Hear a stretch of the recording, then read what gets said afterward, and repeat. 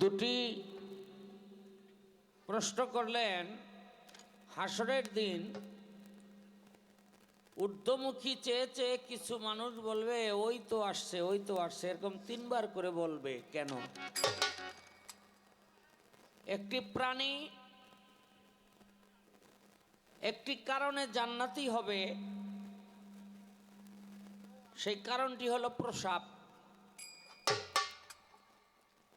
মানুষ সারা জন্ম মুইত্যা গেল, এই মানুষ কত যাইব দুজকে?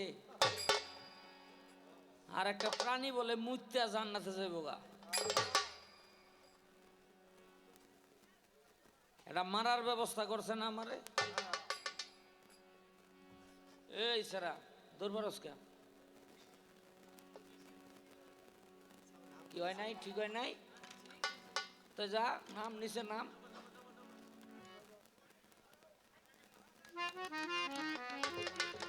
তো জবাব করতে হবে। কিন্তু আমি একটা বিষয়ে আশ্চর্য হয়ে গেলাম, বাবা লোহালিশার মাজার এখান থেকে অনেক দূর, কিন্তু সভাপতি সাহেব তার বন্ধু বান্ধব সব লয়ে আয়া পড়ছে। হ্যাঁ, আইসা পড়ছে, এবং আসাটাও খুব কঠিন। জ্যাম ট্যাম থাকে। আবার এক ওই রাস্তাটা দিয়া, সিপাটা দিয়া, ওই যে মৌসাকের দিকে বাইরে অন্ড কঠিন, ওই গার্মেন্টসের গাড়ি দিয়ে একেবারে জ্যাম করে থুয়ে দেয়। তো বাউলদেরকে ভালোবাসে, সেই ভালোবাসার টানে চলে আসছে। তো আমাদের বাংলাদেশ জাতীয় বাউল সমিতির পক্ষ থেকে তাকে সালাম জানাই। তো ইনশাল্লাহ জবাব করব। তার আগে একটা গান আমি গেয়ে তারপরে তার জবাবটা করি। আমরা কিন্তু সবাই গুরুর বাড়িতে আসছি।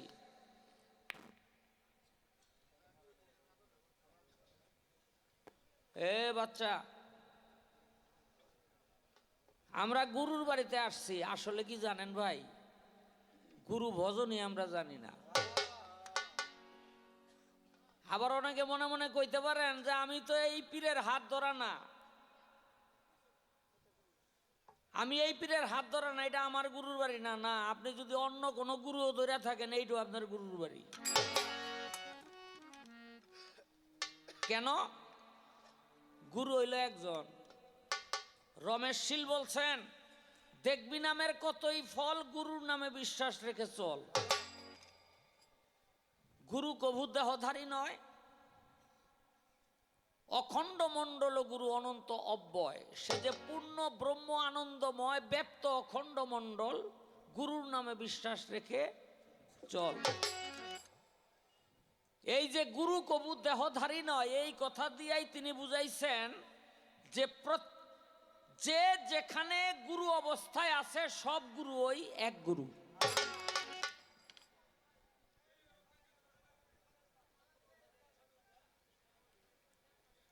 এখন কেন বললাম যে আমরা আসলে গুরু ভজনই জানি না? ও ভাই, গুরু যদি কয় বাবা আগামী বছর আমার ওরসের মধ্যে একটা মোষ দিবি, বর্তমান যে ভক্তের অবস্থা, মনে মনে কয় মুরগি দেওয়ার অবস্থা নাই, গুরু মোষ চায়। কি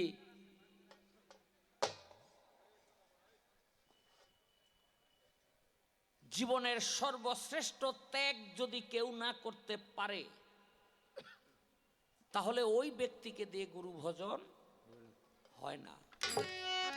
এরা রশিদ সরকারে আপনারা সবাই চিনেন, চিনেন কিনা?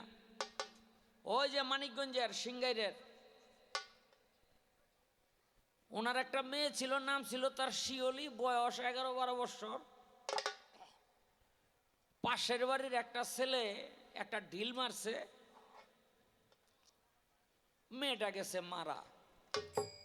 এটা সম্পূর্ণরূপে মালিকের ইচ্ছা।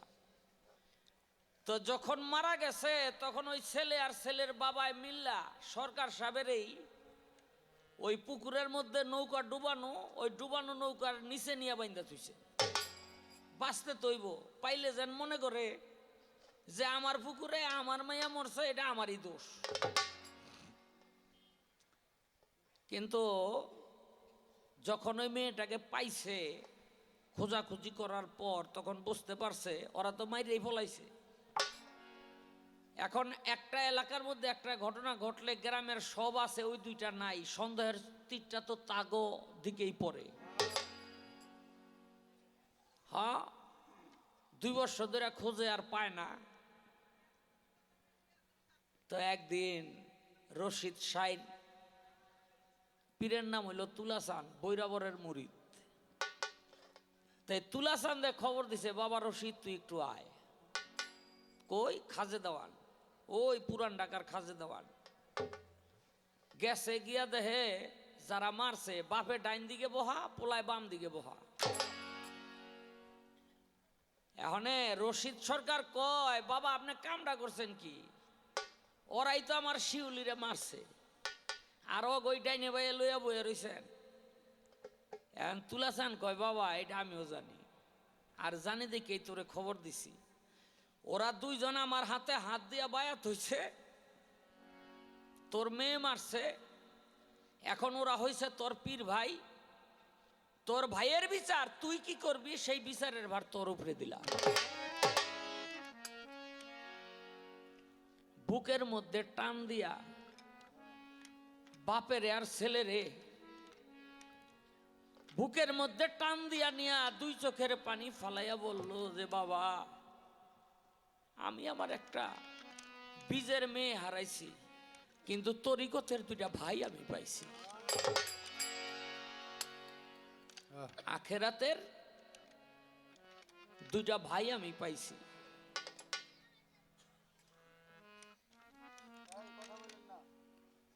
আমি তরিকতের 2টা ভাই পাইছি। ওই মেয়ের সাথে সম্পর্ক আমার আখেরাত পর্যন্ত থাকবে না, কিন্তু আমার ভাইয়ের সাথে সম্পর্ক হলো আখেরাত পর্যন্ত। পরে গিয়া মামলা উঠাই লয়ে বলল, একটাবার নিজের বিবেককে প্রশ্ন করেন তো, অত তো দূরে যেতে হবে না। আব্দুর রশিদ সরকার যে ত্যাগ করছে তার পীরের মহব্বতে, তার গুরুর মহব্বতে, এই ত্যাগটুকু আমাদের অন্তরে আছে কিনা?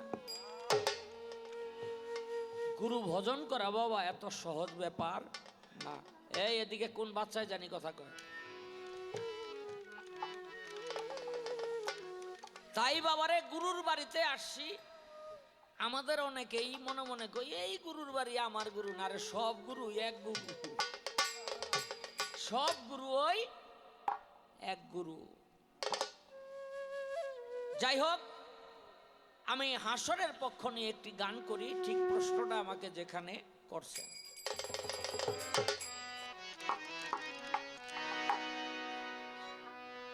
ওরে ইয়া নাপসি রে মানুষ, ইয়া নাপসি রে মানুষ ফুকারিবে সজনে, কঠিন দিনে আমার নবী জীবিনে, নাই কোনো বন্ধু গো নাই দরদি নাই, কঠিন দিনে আমার নবী জীবিনে।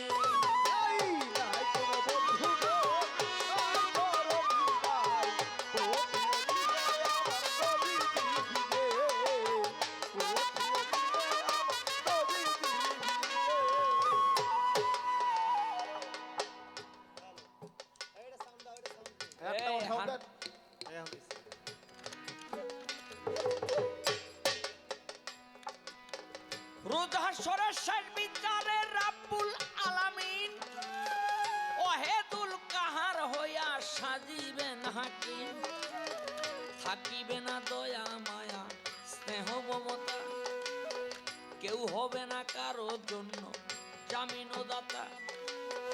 হায় হায় হাহাকার পড়ে যাবে ধনী, পিপাসায় ফাটিবে ছাতি, মগজ গলে পানি, দৌড়াইতে থাকিবে মানুষ মুক্তির কারণে, উপস্থিত হবে গিয়া আদম যেখানে, দেখিয়া আদমেরে হাসরের মাঠে, বিনয় করে বলবে সবাই পড়িয়া সংকটে, হে পিতা আদি আদম আপনার আওলাদ পড়িয়াছে এ সংকটে করেন সাফায়াত। হে পিতা আদি আদম আপনার আওলাদ পড়িয়াছে এ সংকটে করেন সাফায়াত। আদম বলবে নাফসি নাফসি,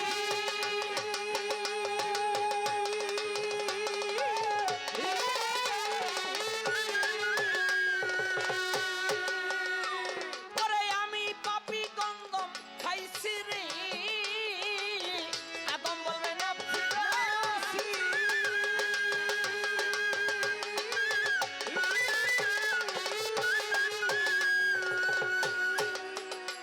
পরে আমি পাপী গন্ধম খাইছি রে। আল্লাহর নাফরমানি করিয়াছি পারবো না সেই কারণে।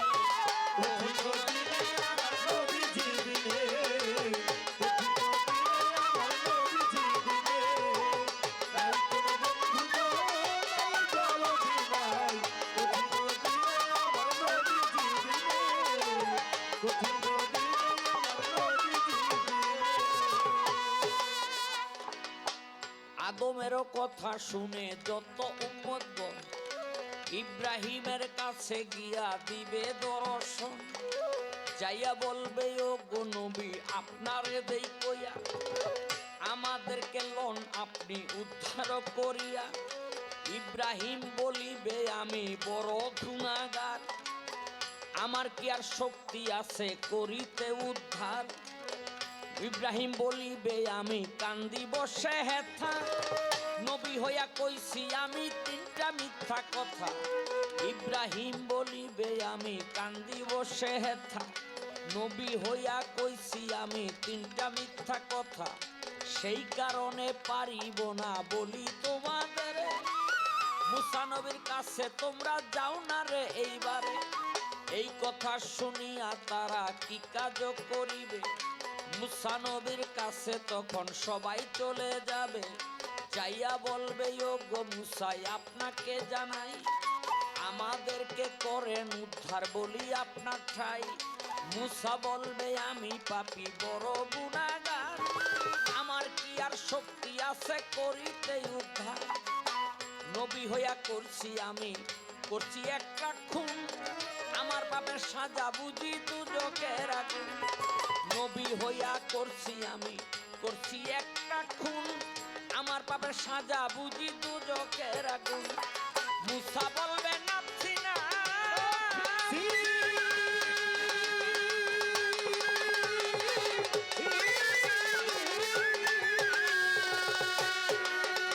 আমি নবী হইয়া খুন করেছি রে। মুসা বলবে নাফসি নাফসি,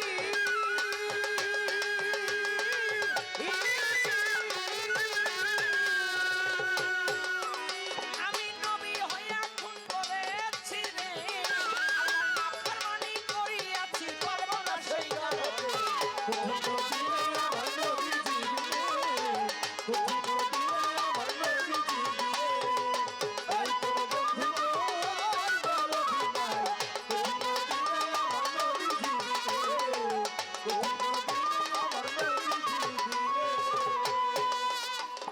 মুসা নবীর কথা শুনে যত উম্মতগণ হাসরের মাঠ জুড়ে করিবে রোদন। মুসা বলবে উম্মত সবাই দেই যে বলিয়া, ঈসা নবীর কাছে তোমরা যাও না রে চলিয়া। এই কথা শুনিয়া তারা কি কাজ করিবে, ঈসা নবীর কাছে সখন চলিয়া আসিবে। যাইয়া বলবে ও গো ঈসা আপনারে জানাই আমাদেরকে করেন উদ্ধার বলি আপনার ঠাই। ঈসা বলবে আমি পাপী বড় গুনাহগার, আমার কি আর শক্তি আছে করিতে উদ্ধার। বিনা বাপে দুনিয়াতে জন্ম গেছি লইয়া, ইহুদি নাসারায় আমার এই সুযোগ পাইয়া। খোদার বেটা কইয়া আমায় বড় লজ্জা দিছে, সেই লজ্জায় লজ্জিত আমি আল্লাহর কাছে। ঈসা বলবে আমি পাপী বড় গুনাহগার, আমার কি আর শক্তি আছে করিতে উদ্ধার। শেষ নবী মুহাম্মদ রাসূল তোমাগো দেই কইয়া, তার কাছেতে তোমরা সবাই যাও না রে চলিয়া। এই কথা শুনিয়া উম্মত কি কাজ করিবে, আর আরে আখেরি জামানার নবীর কাছেতে আসিবে, আইসা দেখবে দিনের নবী দিনের পয়গাম্বরে, ইয়া হাবলি উম্মতি বলে কান্দে যারে যারে, আইসা দেখবে দিনের নবী দিনের পয়গাম্বরে, ইয়া হাবলি উম্মতি বলে কান্দে যারে যারে। আজ্ঞালা বলবে ও গো দোস্ত দেখতেছি বলিয়া, হাসরেরও মাঠ আমি লইয়াছি সাজাইয়া, বিচারও করিব আমি শোনেন মন দিয়া, মাথাটা তাড়াতাড়ি লন্না উঠাইয়া। নবী বলবে ও গো আল্লাহ আপনাকে জানাই, আপনার কাছে আজকে আমি তিনটি জিনিস চাই, এই তিনটি জিনিস আমায় না দিলে পরে হাসরে মাথা উঠাইব না বলি আপনারে। আল্লাহ বলবে কি তিন জিনিস দেন না রে বলিয়া, দিনের নবী বলবে আমার ওরে আপে সাইকেল দিয়া উম্মতেরও ভার আজকে আমায় দিতে হবে, একজন একজন কইরা উম্মত জান্নাতে দিবে, এমনি করে তিনটি জিনিস চাইয়া নবী নিবে, আল্লাহ তাআলা তিন জিনিস মুহাম্মদকে দিবে। ওরে ইয়া হাবলি উম্মতি বলে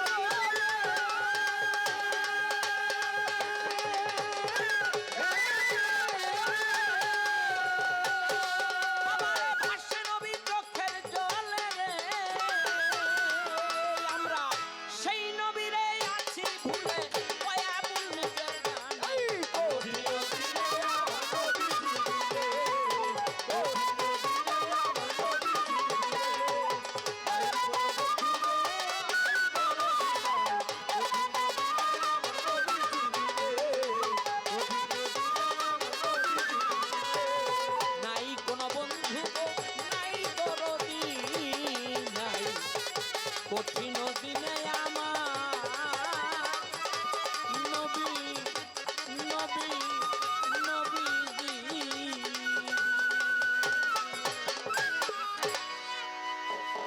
তুমি যেই ক্ষতি কর লাই আমার, তুমি যেই ক্ষতি কর লাই আমার, আল্লাহ করব তোমার বিচার। তুমি যেই ক্ষতি কর লাই আমার, তুমি যেই ক্ষতি কর লাই আমার, আল্লাহ করব তোমার বিচার। ওই আমার আল্লাহ করব তোমার বিচার।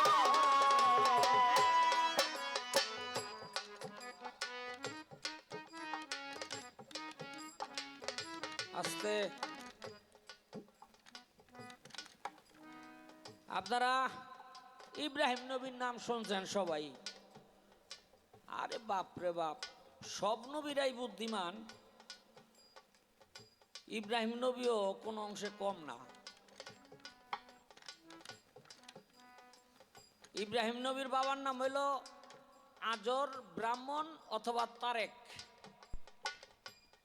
তো হলো মূর্তি বানাইতো, আর মূর্তি বানানোর ডক্ট হইলো ওই যে পূজার উদ্দেশ্যে মূর্তি বানাইতো, পূজা করতো মানুষ, মূর্তি বানাইতো। তো একবার সবাই গেছে একটা মেলা হয়, ওই মেলার মধ্যে ইব্রাহিম নবী হলো বাইতে।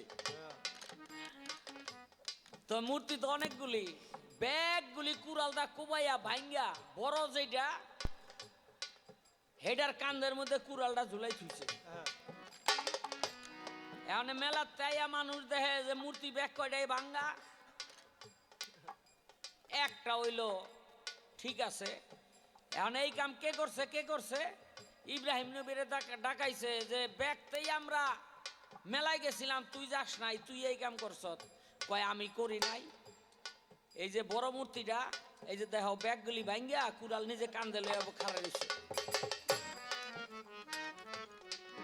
কি একটা মিথ্যা কথা হইল না? চিন্তা করেন, নমরুদ ইব্রাহিম নবী যখন একাত্মবাদের কথা বলে, নমরুদ তার উপরে চড়াও হইল, ধৈর্য আনো। কিসে ওরে আগুনে পুরাইয়া মারুম, অনেক ঘটনা। আগুনে পুরাইয়া মারুম। এখন আগুনে পুরাইয়া মারবো কেমনে? অনেক কাঠ একসাথে কইরা আগুন জ্বালাইয়া দিল, তার মধ্যে ফালাইবো। এখন কেমনে ফালাইবো বুদ্ধি পায় না। একজন কর্তা আছে যার নাম হইল ইবলিস, জানেননি? হ্যাঁ, একেবারে দরবেশের ভাব ধরিয়া পাগড়ি বুগড়ি লাগাইয়া নমরুদের কাছে গিয়া কইতাছে, হুজুর আমি আপনাদের সাহায্য করার জন্য আইছি। কয় কিভাবে করবা? কয় ওরে আগুনে হালাইতে পারতাছেন না, একটা রাস বানান। কেমনে? কয় গাছ দিয়া ওইটারে ঘুরাইবেন ঘুরাইবেন ঘুরাইবেন ঘুরাইবেন, ফটর দিয়া রশি সাইডা দিবেন, একেবারে উইরা গিয়ে আগুনের মধ্যে ইব্রাহিম নবী পড়ে যাব। নমরুদে তো বানাইছে, অনেক ঘূর্ণা আরম্ভ করছে, হালাই দিব। আল্লাহ কই ফেরেশতারা ওই রাস এমন ভাবে ধইরা রাখো যেন ওইটা ঘুরাইতে যেন নমরুদ না পারে, হাজার হাজার মানুষ দিয়া। এখন তো আর ঘুরে না। এখন ফেরেশতারা যে ধইরা রাখছে এটা তো আর নমরুদে বোঝে না, বুঝছে তো ইবলিসে। কয় ঘটনা তো উল্টো হয়ে গেছে। গিয়া নমরুদ কইতাছে, হুজুর এই রাসের একটা অসুখ হইছে, এই অসুখ সারাইতে হইলে এই এই রাসের মধ্যে আপনার মাইয়া লোক মানুষ দিয়া প্রসাব করাইতে। কেন? তাইলে অপবিত্র হয়ে যাব, ফেরেশতারা আর থাকবো না। এখানে কোনো ভালো বংশের মেয়ে মানুষ কি এই কাম করব? হ্যাঁ, কোন মহিলারা রাজি হয় না। তখন গেছে পতিতা পল্লী, পতিতা পল্লী গিয়া কয় তুমি এই কাম করতে হইব। কয় না, বাসায় কইলে আমরা করুমনি। হ্যাঁ, সে মানুষে আমাকে থুতু দিব, মানুষে আমাকে বকবো, এমনি তো আমাকে লজ্জার অভাব নাই। তখন নমরুদে কইল, তোমাকে এমন একটা কাম কইরা দেবো, তোমাকে উপরে যদি হাজার ঘৃণাও মানুষের থাকে প্রকাশ করতে পারবে না, এটা এই ব্যবস্থা আমি করে দেবো, আমি এলাকার বাদশা। কয় কি? কয় তোমাকে কপালের মধ্যে এমন একটা সিল আমি দিয়া দেবো, যে সিলটা দেখলেই আমার সারা রাজ্যের মানুষ তোমাকে সম্মান করবে। কয় তাইলে তো ভালাই। আর তোমাকে রাষ্ট্রীয় ভাতাও দিমু। এই সিলটারেই এই যে মাছ চাষিরা মনে কিছু করেন না, এই যে কপালের মধ্যে ফোঁটা দেয় না, ফোঁটা, এই ফোঁটাটা হুনতে আইছে।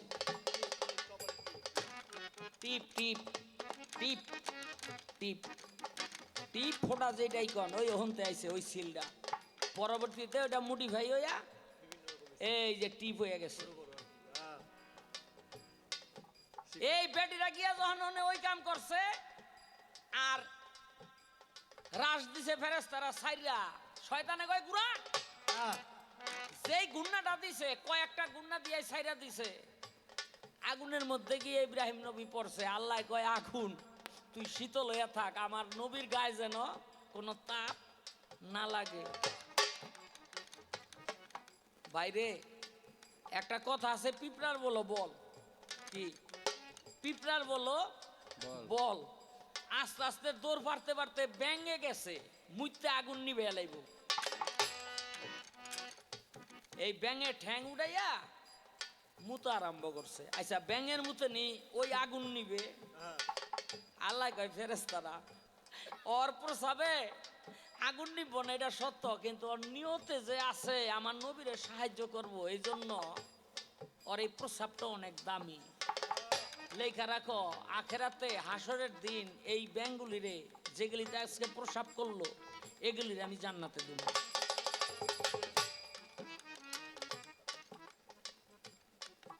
ব্যাঙও জান্নাতে যাইব। কেন? ওই যে নবীর পক্ষে কাজ করছে, আল্লাহর পক্ষে কাজ করছে, এই কারণে। এখন এই যে গানটা আমি করলাম, ইয়া নাফসি ইয়া নাফসি, মানুষ ফুকারিবে সবজনে, কঠিন দিনে আমার নবী জীবিনে, নাই কোনো বন্ধু গো নাই দরদি নাই, কঠিন দিনে আমার নবী জীবিনে। কেন? নবী জীবিনে কোনো বন্ধু থাকবে না। মানুষ যখন সব দিক দিয়াই একেবারেই বিমুখ হয়ে যাবে, তখন ওই যে আল্লাহর রাসূল তার শাফায়াতের ভার পাবে, সেদিন আল্লাহর রাসূলের অপেক্ষা সবাই করতে থাকবো। এই প্রথম হাসরের মাঠে মুহাম্মদী একটা ঝান্ডা গাড়বো। ঝান্ডা, ঝান্ডা বোঝেন না? ওই উপরে একটা নিশান, পতাকা দিয়া এই ঝান্ডাটা গাড়বো।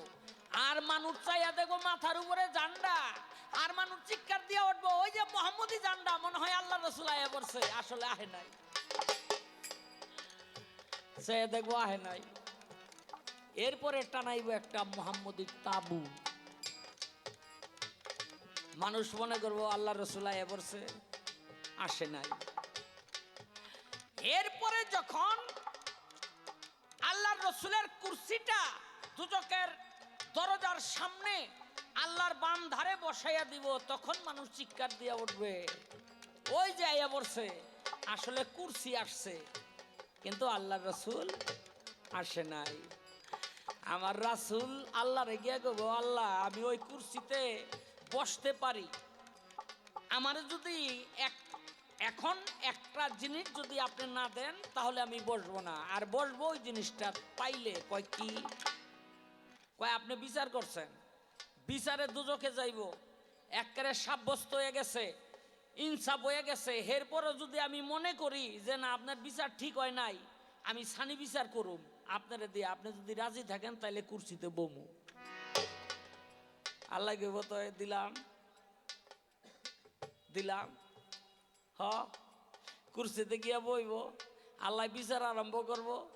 মুহাম্মদী উম্মত দুজকের মধ্যে যাইব, আল্লাহ রাসূল থাবা দিয়া ধরে কইব, আল্লাহ আপনি বিচার ঠিক করছেন না ব্যাঠিক করছেন, আমি আরেকবার দেখুন, যেটা কয় সানি বিচার। আল্লাহ কয় আপনি নিজের হাতে দেন না, পাপের পাল্লায় পাপ দেন, নেকের পাল্লায় নেক দেন। পাপের পাল্লায় পাক দিব, নেকের পাল্লায় নেক দিব। নেকের পাল্লা হালকা, পাপের পাল্লা ভারী। আমার আল্লাহর রাসূলকে আল্লাহ বলবে, দোস্ত ওই যে চাই দেখেন, পাপের পাল্লা ভারী আর নেকের পাল্লা হইলো হালকা। আল্লাহর রাসূল কইব, আল্লাহ আপনি নিজেই চাইয়া দেখেন নেকের পাল্লা ভারী কেন। যখন দেখবো নেকের পাল্লা হালকা হয়ে গেছে, একটা দৌড় দিয়া গিয়া নিজেই সেই পাল্লার মধ্যে গিয়া উঠবো। আল্লাহ এই যে ধ্যান পাল্লা তোলাই গেছে, নেকের পাল্লা নিচের দিকে গেছে, ভারী হয়ে গেছে।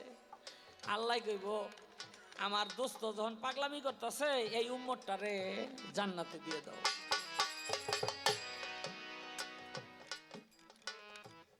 যাক, এখন সরকার সাহেব, আমরা জীবনভর শুনলাম ঈসা নবী খ্রিস্টান মতে বলে তারে হত্যা করছে, আর কোরআন সাক্ষী দেয় যে না, আল্লাহ জামানা থাকবে, ইমাম মেহেদী মসজিদের মধ্যে শুক্রবার জুম্মার নামাজ পড়াবে, আর ওই সময়ে ইমাম মেহেদীর পিছে আইসা ঈসা নবী মুক্তাদি হইয়া নামাজ আদায় করবে। নামাজের একটা নিয়ম আছে না কি? এই নিয়মের বাইরে যাওয়ার কোনো উপায় আছে? যখন ইমাম মেহেদী ইমামতি করবে, ঈসা নবী মুক্তাদি হইয়া নামাজ পড়বে, ইমাম এবং সব মুসল্লিরা কইব এক কথা, আর ঈসা নবী কইব আরেক কথা। তাতে আল্লাহও খুশি হইব, ইমাম মেহেদীও খুশি হইব, মুসল্লিরাও খুশি হইব। আমি জানতে চাই যে নামাজের কথা ওই কথাটা না, অথচ এই কথা বলাতে আল্লাহ নামাজও কবুল করে নিব, নামাজেরও কোনো দোষ হবে না, আর ইমাম মেহেদীও খুশি হবে, আল্লাহও খুশি হবে, মুক্তাদিও খুশি হবে। ঈসা নবী কি কথাটা কইব?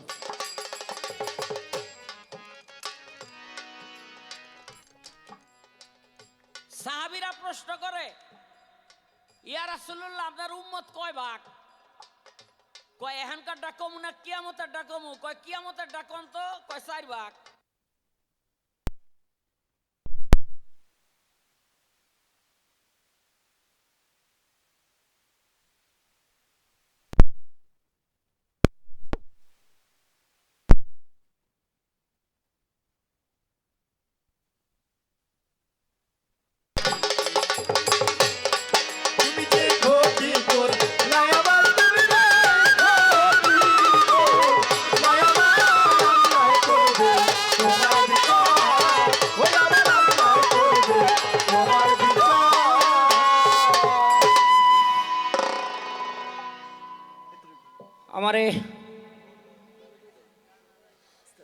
মঞ্চে ওঠার আগেই একটি চিরকুটের মাধ্যমে অনেকগুলো গানের অনুরোধ করে রেখেছেন। তো আমি তার থেকে আরেকটি গান করব। নজরুল ইসলাম ভাই 100 টাকা। আলহামদুলিল্লাহ।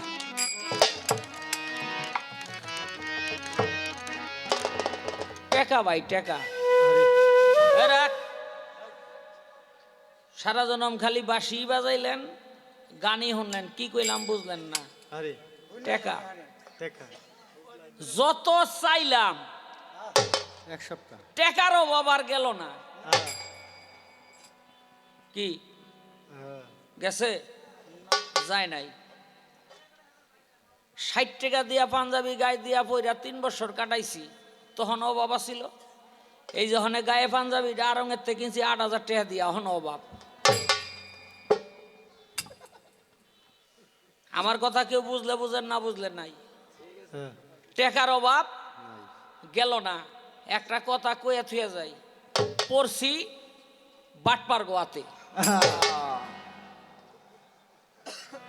আপনাকে কথা কই না কিন্তু, খবরদার।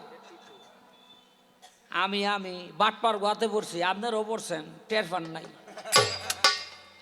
আমি যেমন টের পাইয়া গেছি, আপনারা এখনো টের পান নাই।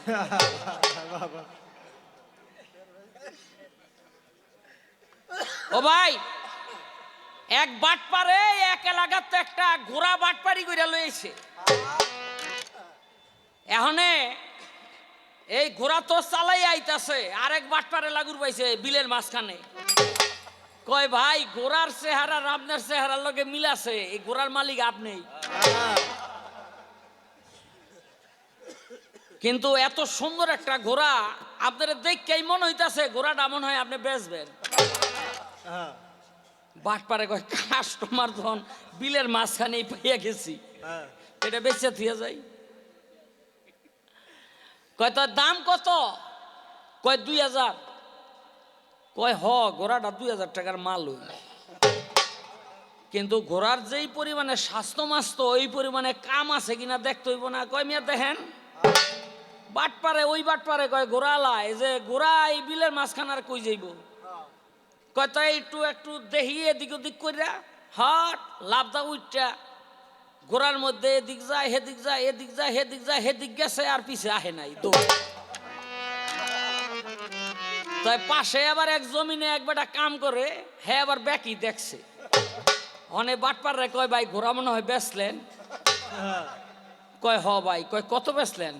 কয় না, ঘোড়াটায় খুব একটা লাভ হয় নাই, যেই দামে কিনে আসছিল ওই দামেই ছেড়ে দিল। যেই দামে কিনা আসিল ওই দামেই ছেড়ে দিলাম।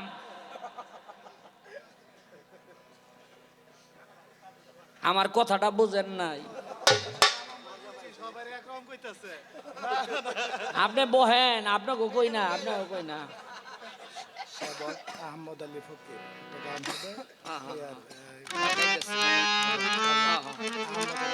হ্যাঁ, আমাদের আহমদ আলী ফকির ভাই এই একটা গানের অনুরোধ করছে। গানটা আমি করব, এই গানটা আমার ফ্রি গাইতে হইব। এখন আমি এই কথাটা কেন বললাম, সারা দেশ থাইকা রাইতের পর রাত জায়গা নির্গুম থাইকা টাকা পয়সা কামাইয়া বাড়িতে যাই, জমাইছি। যখন দেহ থেকে প্রাণ পাখিটা উড়ে যাইব, আমার বাড়িতে যে বাটপারগুলি আছে, আমার ব্যাগ রাইকে আমার খালি হাতে বিদায় করে দিব। কি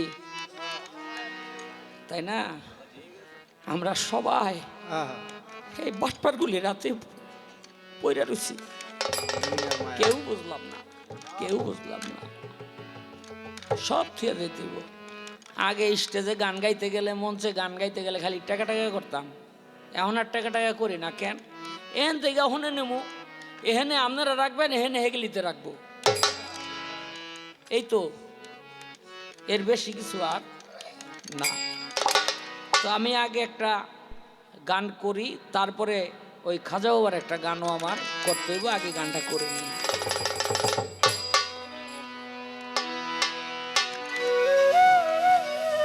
ওই আমি করি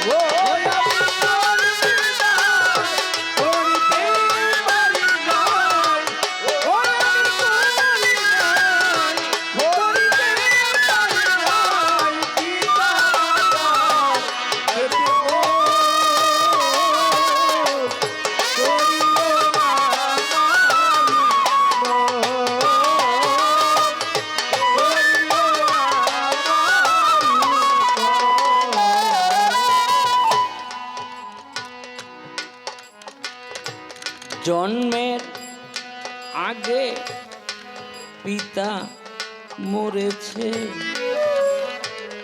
মাতা মরেছে শিশুকালে,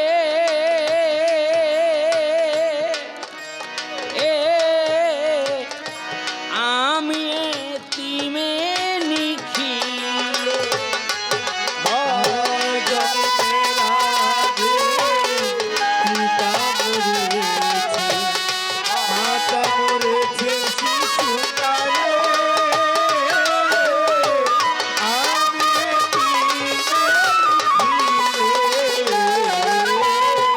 জন্মের আগে পিতা মরেছে,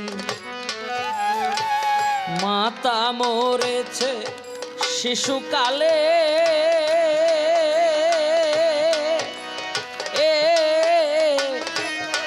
আমি এতিমে নিখিলে।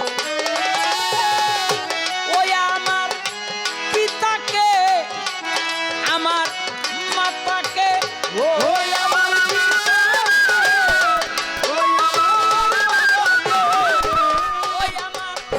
পিতাকে, আমার মাতাকে আমি করি নাই খেদমত।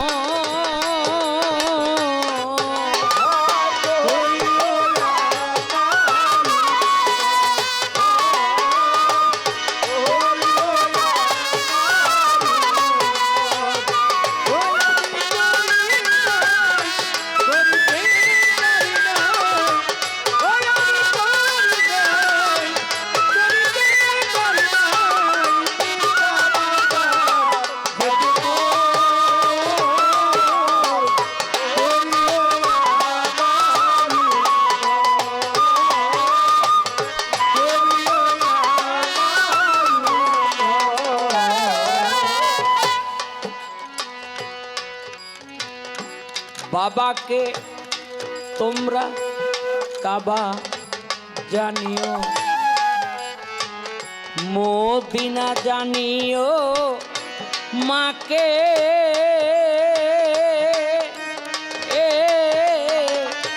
বাঁচিয়া যদি গো থাকে।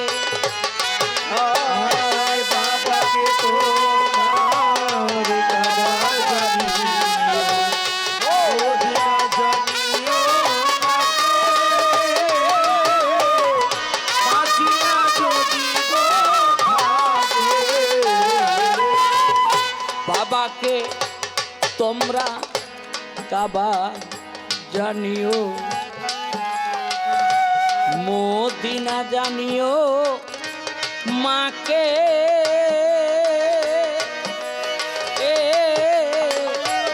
বাঁচিয়া যদি গো থাকে। সেবিও বাবাকে, সেবিও মাকে,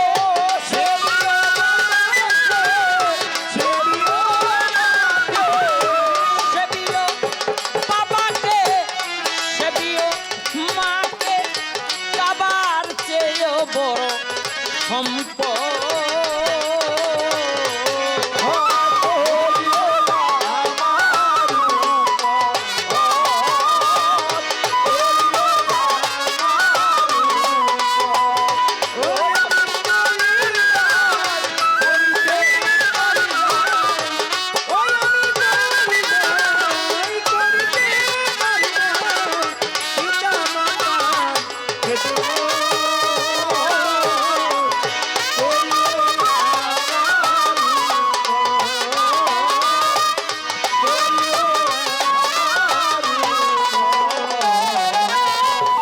মায়েরও মুখেতে, বাবারও মুখেতে তুলিয়া দিল যে খানা,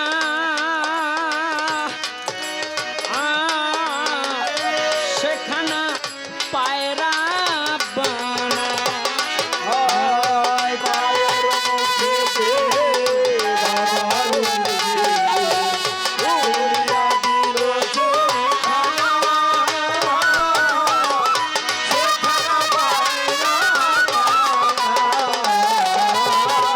বাবারও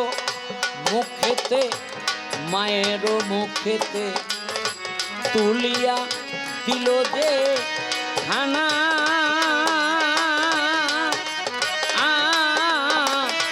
সেখানা পায়রা বানা শালম সরকার বলে ভাই বরকত